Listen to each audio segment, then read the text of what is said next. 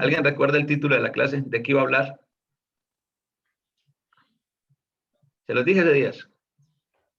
Y después dije, ay, no, se me olvidó que iba a empezar la Semana Santa. Y después, entonces, el hermano Jesús traía la clase. ¿Sí, sí recuerdan el tema que les había dicho? Recuerdo eso, pero no recuerdo el tema. Ah, Ahorita que me recuerdas, me recuerdo de eso que dijiste, de que verdad, porque sí. era Semana Santa cambiaste el tema, pero Ah, no ok. me acuerdo cuál es el tema. Es un tema de la Biblia, en todo caso. Iba a ser un tema de la Biblia. En eso sí estaba seguro yo. Ok, hermanos. Hoy voy a hablar de las bodas del Cordero. ¿Sí recuerdan que les había dicho que iba a hablar de las bodas del Cordero? Ahora sí, hermano. Ahora sí. Cuando usted lo dice, sí. Bueno, yo quiero, antes de comenzar el estudio, que cada uno de nosotros pueda tener una visión de lo que es el libro de Apocalipsis. No voy a estudiar Apocalipsis, solamente voy a estudiar las bodas del Cordero. Pero para nosotros poder entender el libro de Apocalipsis, hay muchas personas que se les menciona Apocalipsis y les da terror. Otros están, digo yo, escarbando en Apocalipsis porque ellos quieren mirar en algún capítulo de Apocalipsis el COVID-19 o cualquier situación que pase en el mundo, ellos lo quieren encontrar en Apocalipsis. Ellos están buscando en Apocalipsis para las elecciones. Yo no sé si pasa en todos los países, pero sale mucha gente cuando hay tiempo de elecciones a especular sobre el que va a quedar o sobre el que queda y lo quieren conectar todo con Apocalipsis. Pues para nosotros entender el libro Apocalipsis, primero necesitamos, y es un consejo que les doy, antes de estudiar Apocalipsis, estudien la profecía de Daniel. Entendiendo la profecía de Daniel, nosotros vamos a poder entender muy claramente la profecía que se encuentra en Apocalipsis. ¿Sí? Quiero que empecemos leyendo este texto. Apocalipsis capítulo 1, versículo 1 dice, esta es una revelación de Jesucristo, la cual Dios le dio para mostrar a sus siervos los acontecimientos que deben suceder pronto. Él envió a un ángel a presentarle esta revelación a su siervo Juan. Apocalipsis capítulo 1, versículo 1, la nueva traducción viva. Entonces, hermanos, ¿por qué quise empezar leyendo Apocalipsis 1:1? Porque nosotros, trazando bien la palabra del Señor, tenemos que comprender algunos principios hermenéuticos. Primero, el libro de Apocalipsis, como todos los libros en la Biblia, no pueden tener un significado diferente a nosotros de lo que significó para las personas que recibieron las cartas, para las personas que recibieron el libro inicialmente. Con esto en mente, tenemos que tener en cuenta que esos receptores originales del Apocalipsis era la iglesia sufriendo la persecución de Roma. Entonces, el Apocalipsis genera mucha expectativa porque sí, utiliza un tipo de lenguaje que se conoce como lenguaje apocalíptico, o sea, es un lenguaje en clave. Pero ¿por qué tuvo que ser escrito así? Porque, como ya les dije, había una persecución muy grande del imperio hacia la iglesia. Entonces lo que querían era que si agarraban a la persona que llevaba el libro, el escrito, no era un libro como tal, era más bien un manuscrito, ya era el manuscrito, pues que los romanos cuando lo leyeran no comprendieran. O sea, era un mensaje oculto para los romanos, pero era un mensaje que estaba, que era explícito para los cristianos. Pero ahí en versículo 1 hay una palabra clave, y es la palabra, las cosas que van a suceder pronto. Pronto es una palabra que nos lleva a pensar en qué, en tiempo, ¿sí? Nosotros queremos, hoy en día nosotros queremos que todo este tema del COVID-19 pase pronto, ¿o no? Queremos que pase Así pronto. es, hermano. Nosotros quisiéramos, o al menos yo quisiera, que la segunda venida del Señor fuera pronto. ¿Sí? Entonces, ¿por qué les decía que era muy interesante, es muy importante entender a Daniel, entender Daniel para poder entender esto de Apocalipsis? Por una razón. Cuando Daniel está terminando de escribir su libro, el ángel le dice a Daniel, sella las palabras de esta profecía porque aún no es su tiempo. Si yo miro la profecía de Daniel, pues iba a tener un cumplimiento, el establecimiento del reino de Dios después de la muerte y la resurrección de Jesucristo. Mal contados, unos 700 años. Entonces es aquí donde nosotros miramos. Si el ángel le dijo a Daniel que para el cumplimiento de su profecía, que todavía no era el tiempo que la sellara y la guardara, iban a pasar más o menos 7 siglos, ¿por qué nosotros habríamos de entender en Apocalipsis capítulo 1, versículo 1, cuando el ángel dice las cosas que van a suceder pronto, que tengan un significado o que estén esperando un cumplimiento en nuestros días o aún en un futuro para nosotros? En la carta de Apocalipsis, el libro Apocalipsis, independientemente y totalmente diferentemente a lo que el mundo secular o el mundo religioso ha querido vendernos, como les digo, hay muchas personas que les da miedo por las figuras que allí se mencionan. No es una carta o un libro para asustar, es todo lo contrario. Es un libro para animar a la iglesia sufriente de la persecución. Animar a la iglesia sufriente de la persecución. Cuando nosotros nos acercamos al libro de Apocalipsis, hermanos, pues tenemos que mirar cuáles son los principios que nosotros vamos a extraer de allí, que nos sirven a nosotros, que quedan como principios para nuestra aplicación. ¿Recuerdan cuando hicimos la serie en los que escuchan El Momento con el Señor de las cartas a las iglesias? Siempre tratamos de ver qué podíamos hacer, en qué condiciones estamos nosotros como iglesia versus ellos. ¿Para qué? Porque la palabra sigue para nosotros. Si yo he dejado mi primer amor, ¿cuál es el mandamiento? Volver a hacer las cosas que hacía antes, ¿no? Si somos una iglesia que creemos que está viva pero está muerta, tenemos que avivarnos, ¿sí? Entonces, eso es lo que hacemos. Con esto en mente, hermanos, acompáñenme a orar para entrarnos ya en el tema de las bodas del Cordero. Vamos a orar. Señor Dios Padre Todopoderoso, Eterno, gracias te damos por este día, por tu amor, por tu misericordia. Gracias, Padre, porque tú estás en medio de nosotros, porque nos cuidas, porque nos proteges, Señor. Y gracias, Padre, porque nos revelas tu palabra. Gracias, Señor, porque a través de ella conocemos tu voluntad, Señor, pero no solamente conocemos tu voluntad, Señor, sino que también nos animamos, porque nos recuerdas a través de ella que esta tu iglesia es victoriosa y que esta tu iglesia ya le diste el triunfo sobre el enemigo. Bendícenos en esta mañana, Señor, ayúdanos en lo que vamos a estudiar. Úngeme con tu espíritu, Señor. Habla a través de mí, Señor, y que lo que aquí se diga en esta mañana, Señor, sea para la edificación de todos nosotros. Gracias, Padre, te damos por Jesús y es en su nombre que oramos. Amén. Bueno, antes de comenzar a compartir la pantalla, yo quiero escucharlos un momentico a ustedes. Cuéntenme, hermanos, ¿qué es una boda?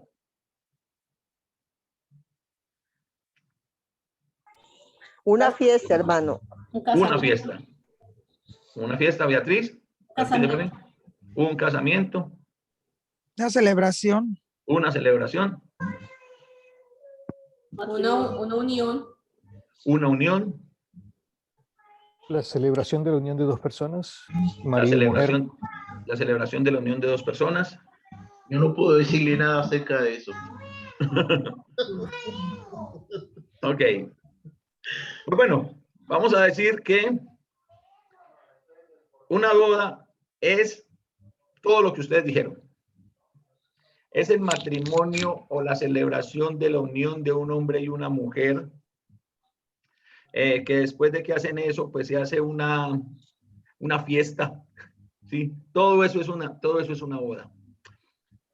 ¿por qué creen ustedes que el Señor utiliza esa figura de boda, de matrimonio, de unión de Jesús con la iglesia?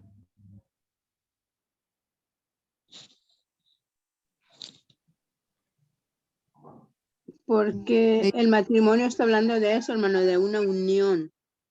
Y quiere decir que nosotros debemos estar unidos a Él. Ok, muy bien, hermana Alicia. Vamos a ser Claudia. una sola persona, hermano, también. Él y nosotros, nosotros y él. No, ese es el esposo que él nos dice que nosotros somos la esposa, la que estamos limpiando. Él dice que nos está transformando, entonces nosotros somos la esposa de Cristo. Amén. Hermana Jimena, le hubiera preguntado eso esta semana cuando estaba organizando la clase. Me gustó eso que usted dijo. Bueno, vamos a cambiar de tema la otra semana que organice lo que yo la hermana. Vamos a continuar. Bueno, todo eso es un matrimonio. Pero vamos a entender nosotros el por qué o el cómo es que se... ¿Sí? ¿Alguien más iba a decir algo? Claudia, Claudia, dime. el matrimonio es como hacer una reunión para que toda la sociedad sepa de que esas personas se casaron. Exactamente. Todo eso es. Entonces, las bodas del Cordero. Sí, hizo una invitación hasta bonita, ¿no? No la hice, la conseguí en internet. Dice Apocalipsis capítulo 19, versículos 7 al 9. Alegrémonos, regocijémonos y démosle gloria, porque ha llegado la hora de la boda del Cordero. Y a su novia, que ya está preparada, se le ha permitido vestirse del lino más fino, limpio y resplandeciente. El lino fino simboliza las buenas obras del pueblo santo.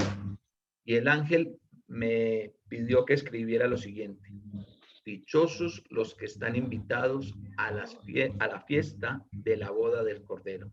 Y me dijo, este es un mensaje verdadero de Dios. Entonces, hermanos, aquí hay algunas cositas que quiero que miremos en el texto antes de mirar la explicación como tal de las bodas del Cordero. Y es que, bueno, no tenemos que rompernos mucho la cabeza. No hay que sacar una interpretación. La mejor interpretación siempre va a ser la que dé Dios. ¿O no creen ustedes? ¿Qué creen ustedes? Un texto de la Biblia. ¿Quién puede darnos la mejor interpretación? Dios. Dios, definitivamente. Dios, Jesucristo. A mí me encanta. La parábola del sembrador. Está la parábola del sembrador y más abajito está la interpretación que le dio Jesús. Dígame, ¿quién puede tener una mejor interpretación que esa? Nadie. Entonces, por ejemplo, aquí, y a la esposa se le permitió que se vistiera del lino más fino y limpio.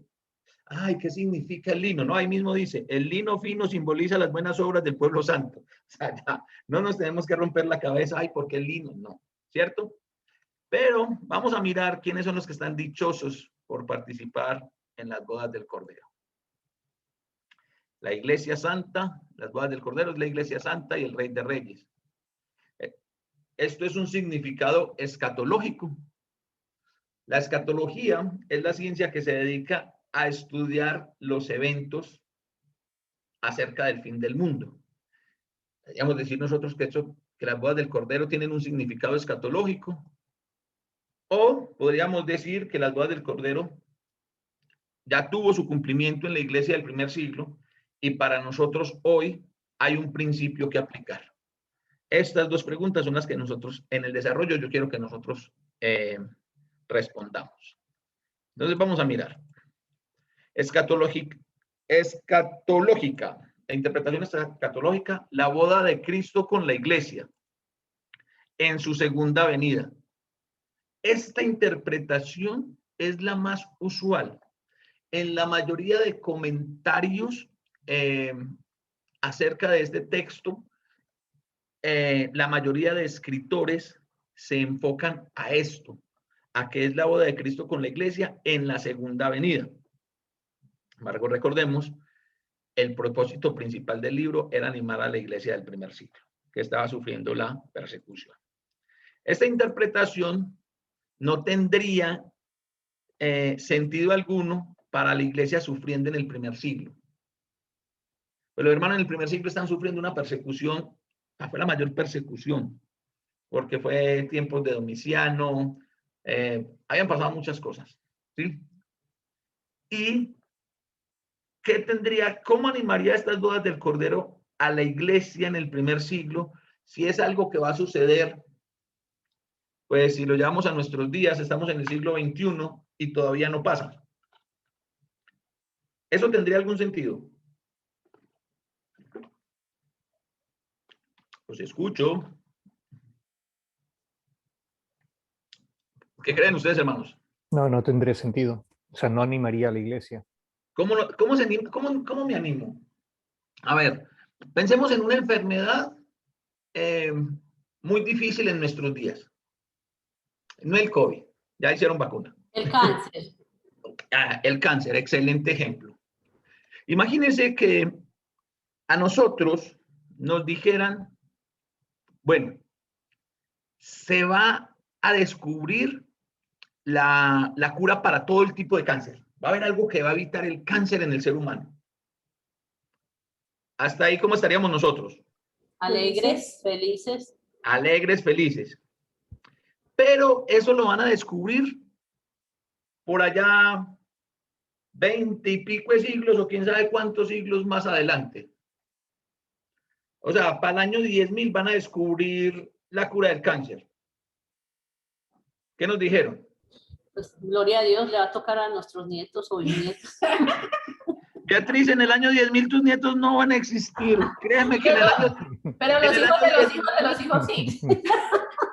Pero mira, en el año 10.000, Beatriz, no hay forma de trazar esa línea genética. Esa línea de... Sí, ese árbol genético. Imagínense, bueno, nosotros lo decimos así, bueno, sí, gloria a Dios. Pero imagínense una persona que está sufriendo en este momento de cáncer, que le digan eso, pero que en el año 10.000 le van a encontrar la cura. ¿Sí? ¿Lo va a animar? Realmente no. ¿O qué creen ustedes? No, perdió toda esperanza. Exactamente. Y el propósito del libro no era que la iglesia del primer siglo perdiera toda la esperanza. La iglesia de hoy, nosotros no somos los receptores originales del libro de Apocalipsis. Por tal razón, el texto no puede tener un significado distinto que el que tuvo para los receptores originales. Ese texto de las bodas del Cordero y todo el texto en Apocalipsis no puede tener un significado distinto a nosotros del que ya tuvo para la iglesia sufriente en el primer siglo. Pero ¿cómo entendemos nosotros? A ver, ¿cómo son unas bodas? Nosotros vamos a entender este texto de las bodas del Cordero de acuerdo a la tradición de la época de las bodas. Eran un poquitico diferente a como nosotros las conocemos. ¿Cómo conocemos nosotros unas bodas? A ver, cuéntenme ustedes, ¿cómo son unas bodas? No, pero están en una timidez. No, pues, Hermano, la ceremonia, después sigue la muy pomposa, después sigue con muchos invitados, después sigue la fiesta, después sigue la fiesta con licor, con comida, con la torta que no falta. Después la de mala se gana el ramo.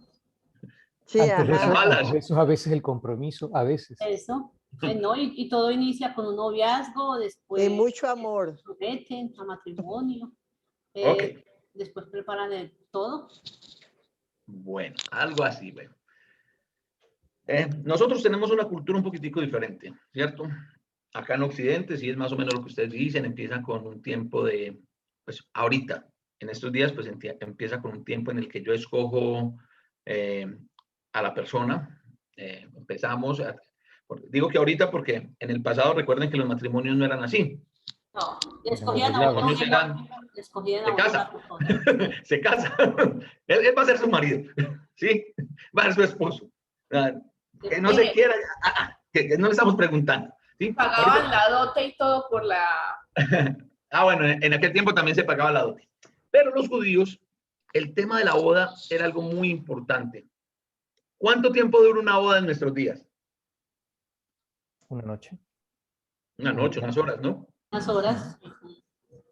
Ok, unas bodas en el tiempo de los judíos duraba varios días, dependiendo la capacidad económica de los padres de los novios, porque incluso podría durar hasta semanas. ¿Sí? Nosotros dura unas horas. Entonces, pero todo comenzaba con los esponsales o el desposorio. O sea, se firmaba, era la firma del contrato matrimonial y el pago de la dote. En este periodo se encontraba José y María cuando se halló que ella estaba encinta. Mateo capítulo 1, versículo 18, nos dice que cuando el ángel está hablando con María, pues María le dice que ella estaba comprometida, estaba desposada. En ese tiempo era muy particular porque se firmaba y en el tiempo del desposorio, digamos así, legalmente estaban casados, más técnicamente no. ¿Sí me hago comprender? Sí, no había Sí, consumación del matrimonio. señor. Exactamente. Un año. Había que esperar un año. Sí. Había que esperar un año, pero ellos ya estaban casados. Sí, legalmente casados estaban. Legalmente casados, más técnicamente no. Cada uno vivía en su casa, ¿sí? Esa era la preocupación. ¿Recuerdan que esa era la preocupación de María? Y fue la preocupación de José. Porque José dijo, listo, si decimos ahorita que ella está en embarazo, pues no era el tiempo, entonces vamos a tener el castigo que la ley infringe a eso. Pero si yo digo que yo no tengo nada que ver, pues la van a acusar a ella. Mire que no la van a acusar de fornicación, sino que le van a acusar de adulterio. La iban a ¿sí? apedrear. La iban a apedrear. Sí. ¿Sí? Entonces, este periodo duraba más o menos un año. Después de esto, venía el desfile del novio. El desfile del novio ocurría un año después y el novio iba con sus amigas, con sus amigos a casa de la novia a la medianoche. Se conocía también como la procesión de las antorchas. Era esa costumbre, es la base para la parábola de las 10 vírgenes en Mateo capítulo 25, 1 al 13. ¿Recordamos la parábola? ¿Alguna vez ustedes habían pensado en eso? ¿Cómo así que las 10 vírgenes estaban por allá esperando que llegara el esposo? Era eso. El novio, un año después, arrancaba para la casa de la novia a la medianoche y la novia estaba en un lugar de la casa con las doncellas esperando por el novio. Obviamente, pues la novia sabía que iba a pasar eso y todo. Entonces, ahí vamos. Nosotros no hacemos eso, ¿cierto que no? No, señor. Cuando mucho. Acá es al revés. Acá todos al Cuando mucho llevamos serenata. Cuando mucho. Sí, acá. O sea que la despedida de soltero era algo bien diferente, ¿no? En ese tiempo. Y ya finalmente venía la parte de la cena de la boda. O sea, la boda como tal, la ceremonia como tal, que era lo que ocurría cuando el novio llegaba por la novia y se la llevaba.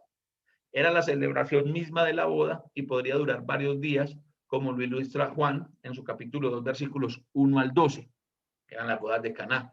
Al tercer día de las fiestas, ¿sí? Se quedaron sin vino.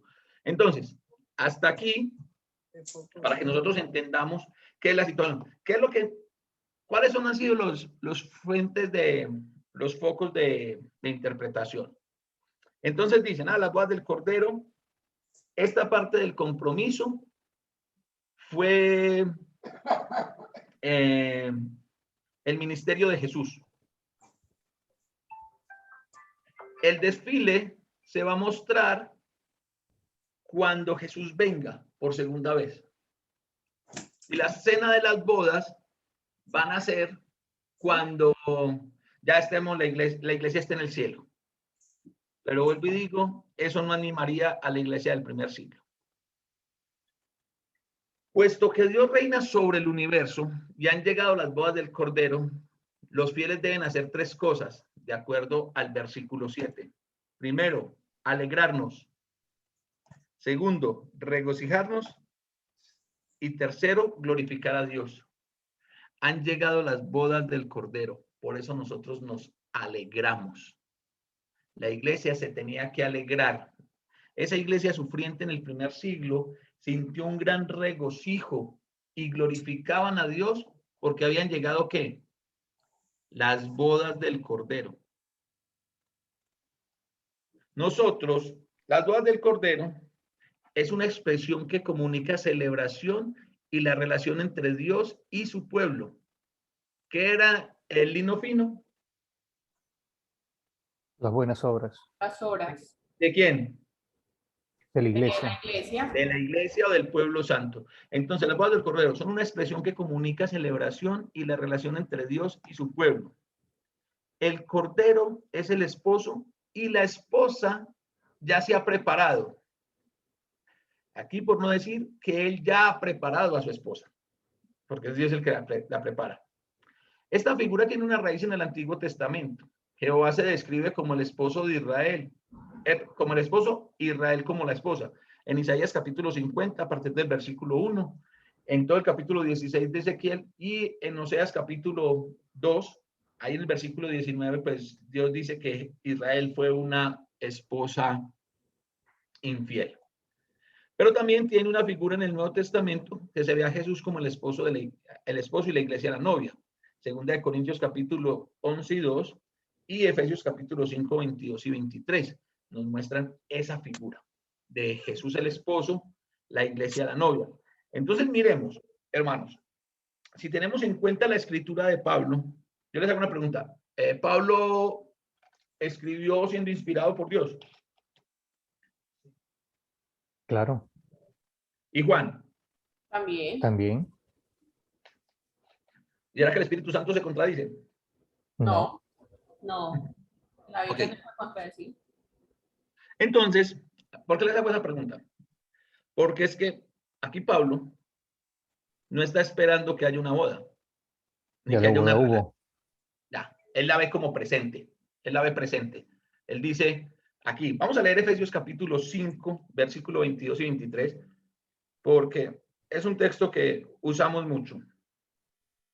Quizás es uno de los textos que más utilizamos nosotros cuando hablamos de Efesios. Vamos a leer Efesios capítulo 5,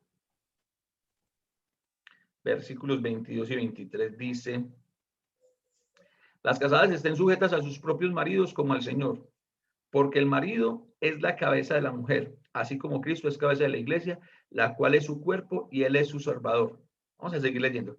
Así que, como la iglesia está sujeta a Cristo, así también todas las casadas lo estén a sus maridos en todo.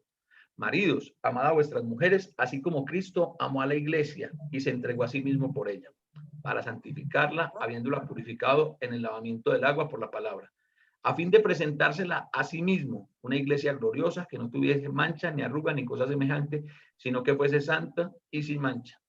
Así también todos los maridos deben amar a sus mujeres, como a sus mismos cuerpos. El que ama a su mujer, a sí mismo se ama, porque nadie aborreció jamás su propia carne, sino que la sustenta y la cuida, como también Cristo a la iglesia, porque somos miembros de su cuerpo, de su carne y de sus huesos.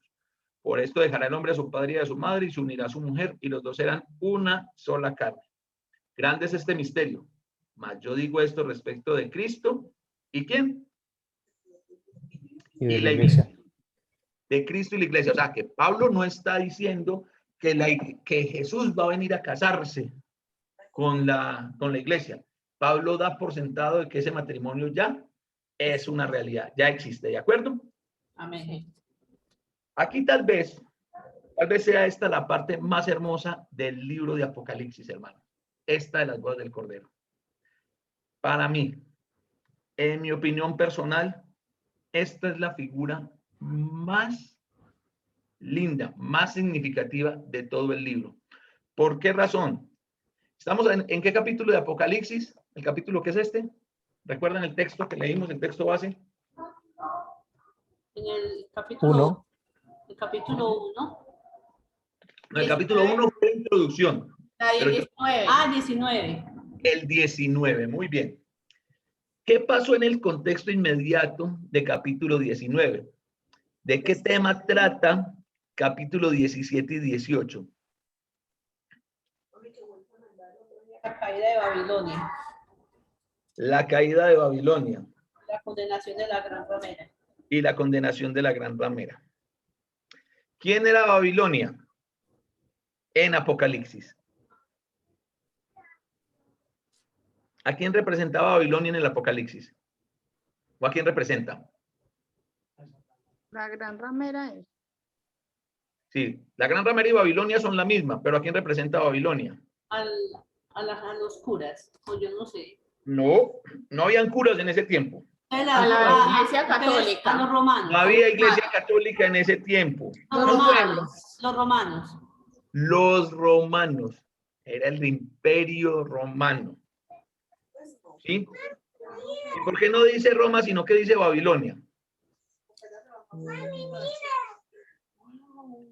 ¿Por qué no dice Roma, sino que dice Babilonia? Porque era el código para que no lo entendieran los romanos. Era el código para que no lo entendieran los romanos. Los romanos iban a agarrar la caída de Babilonia. Estos que tienen Babilonia hace tiempo que no existe. Eso ya no existe. Ya no son un imperio. Ellos nunca van a volver a gobernar. Por eso les decía que es tan importante, hermanos, que nosotros entendamos Daniel. La profecía del capítulo 2 de Daniel empieza, ¿recuerdan la profecía del sueño de Nabucodonosor?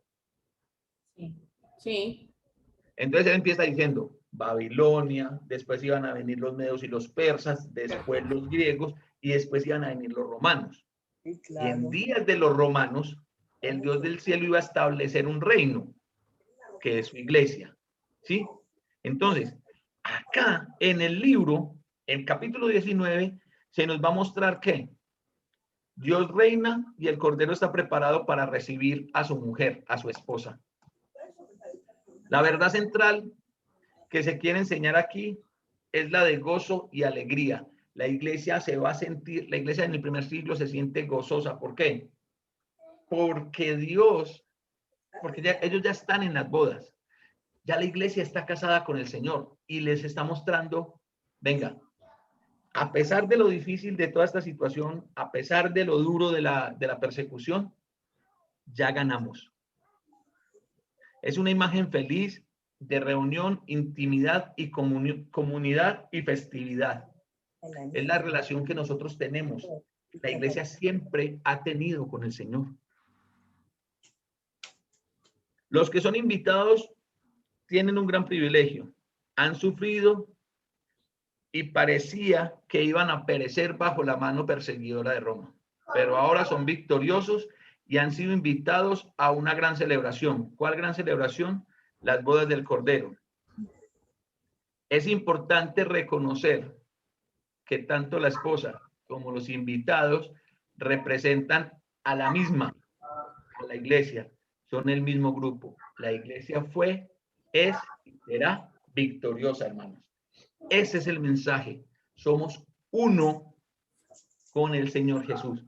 Nuestro comportamiento, nosotros no podemos estar, vamos a sacar los principios para nosotros. Nosotros no podemos estar pensando de que, bueno, entonces yo me arrepiento y yo me manejo bien cuando el Señor venga por la iglesia.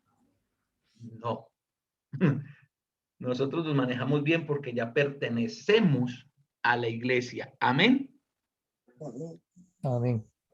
La iglesia Amén. permanece fiel al Señor, no porque se va a casar con el Señor, es porque ya es la esposa del Señor, según lo acabamos de mirar en Efesios capítulo 5. No estamos esperando las bodas, nosotros somos la esposa. La cuestión aquí sería nosotros como iglesia, cómo nos estamos vistiendo. Nos estamos vistiendo nosotros de ese lino fino. ¿Qué era el lino fino? Las obras de la iglesia. ¿Pero cuáles obras? Las buenas obras, las obras Las santas. buenas obras. Buenas Entonces obras. nosotros, iglesia, ¿nos estamos vistiendo nosotros con las buenas obras? Amén. Se nos dio el privilegio de vestirnos de lino fino. No para el matrimonio, sino porque estamos en matrimonio, porque somos uno con el Señor Jesucristo. Amén. Amén. Gloria a Él. Entonces, mis hermanos, este es el principio de las bodas del Cordero. Nosotros debemos mantenernos como una esposa pura para nuestro esposo que es Cristo.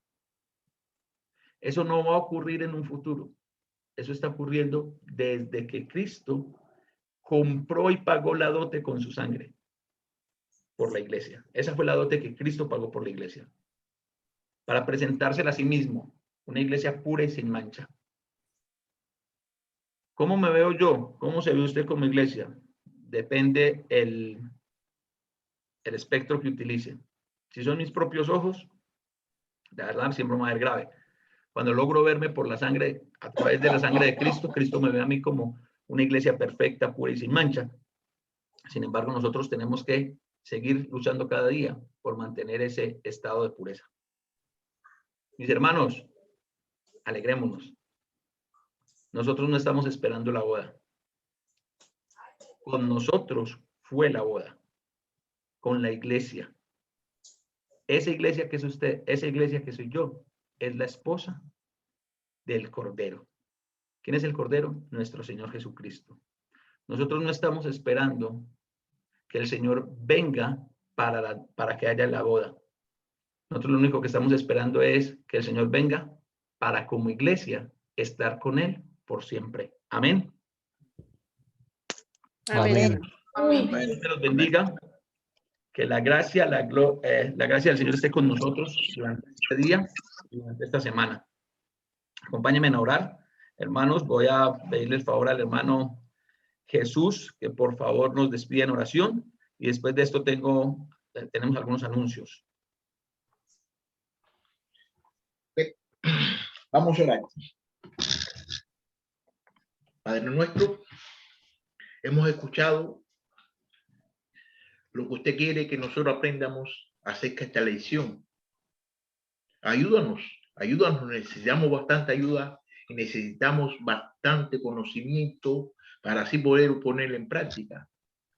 Esta clase que nos trajo el hermano hoy nos ha enseñado de que nosotros tenemos que seguir logrando para usted, tenemos que seguir haciendo las cosas para usted, porque no es solamente pertenecer a tu cuerpo, pertenecer a tu iglesia, sino es mantenernos porque nosotros tenemos una vida que es eterna, que es para siempre.